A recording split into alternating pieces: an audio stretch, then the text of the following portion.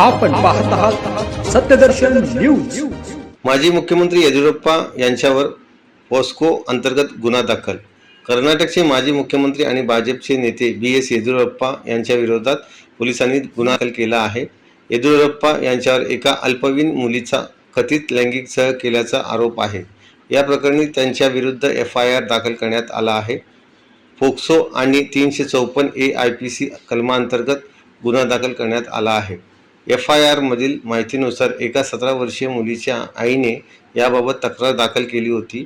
या तक्रारीची दखल घेत पोलिसांनी येडियुरप्पा यांच्याविरुद्ध पोक्सो कायद्याअंतर्गत गुन्हा दाखल केला आहे। दरम्यान या प्रकरणी येडियुरप्पा यांनी अद्याप आपली भूमिका मांडलेली नाही।